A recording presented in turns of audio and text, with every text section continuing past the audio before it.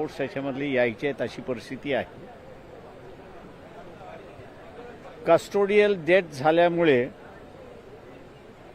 Executive जी आहे हीच आरोपी आहे अशी असणारी परिस्थिती आहे.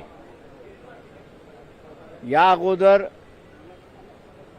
एक्झिक्युटिव्ह जी आहे, शासन जे आहे, हेच सगळ्या केसेस चालवतो अशी असणारी परिस्थिती आहे. कायद्यामध्ये सुद्धा कस्टोडियल डेथ याच्या संदर्भातलं नेमकं काय करावं हे ब्लाइंड आहे असं मी त्या ठिकाणी म्हणतोय. एकच प्रोव्हिजन त्या ठिकाणी आहे की एकदा कस्टोडियल डेथ झालं की ज्या मॅजिस्ट्रेटनी असताना कस्टडी दिलेली असते त्यांनी त्याची इन्क्वायरी करावी आणि त्याची इन्क्वायरी करून त्यांनी असणारा रिपोर्ट दाखल करावा अशी असणारी परिस्थिती आहे. दुर्दैवाने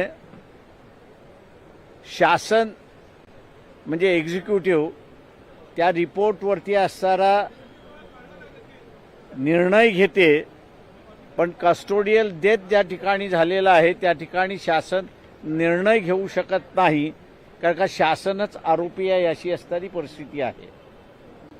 आणि म्हणून हा मुद्दा आम्ही वारंवार हायलाईट केला होता.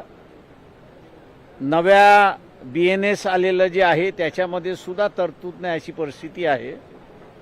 आणि म्हणून मुंबई हायकोर्टाच्या औरंगाबाद बेंचसमोर एक रिट पिटिशन त्या ठिकाणी त्याच्या आईच्या वतीने, सूर्यवंशीच्या आईच्या वतीने दाखल करण्यात आलेली आहे.